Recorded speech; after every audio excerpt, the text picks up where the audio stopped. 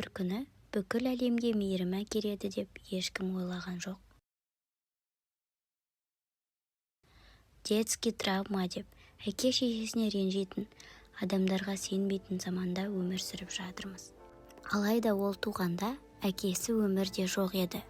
Бала күнінде анасынан да айырылып, жетім қалған.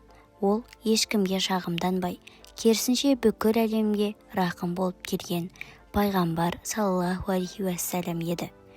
Бүгінгі видеода біз пайғамбар саллаллаху алейхи уассаламның балалық шағын еске аламыз. Ол бала күнінен өте мейірімді еді.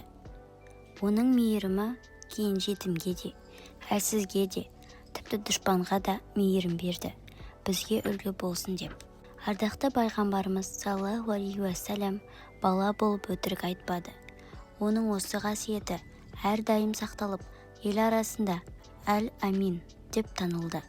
Басқа балалар ойынға асықса, ол сүт анасына, үй тірлігіне көмектесуден жалықпайтын. Сүт бауырмен қой бағуға да шығатын. Нәресте болып дүниеге келген шағынан бастап өте берекелі болатын. Оған дәлел ретінде мына оқиғаны баяндайын. Бәну Саад тайпасынан Халима есімді әйел сүт бала іздеп Меккеге келген. Ол кезде оның аты жүдеу, түйесі әлсіз, ал сүті аз еді. Бай бақуатты әйелдер жетім Мұхаммедті саллаллаху алейхи уассалам алуға құлықсыз болды. Себебі әкесі сәбиден қайыр болмайды деп ойлады. Бірақ ешкім қалмаған соң Халима сол баланы алды. Сол сәттен бастап бәрі өзгерді. Ол баланы қасына алған түннен бастап ешқашан сүті таусылмады. Жүдеу есегі жүйрікке айналды.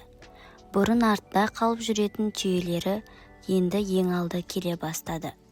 Күйеуі таңырқап, әйеліне бұл баланың берекесі бар екенін айтты. Сонымен қатар оның бойындағы адалдық біздің қоғамда жоғалып бара жатқан нәрсе. Біз бала кезден мейірімді үйретсек, әлем тынышталады. Алла оны кішкентайынан үлкен іске тәрбиеледі.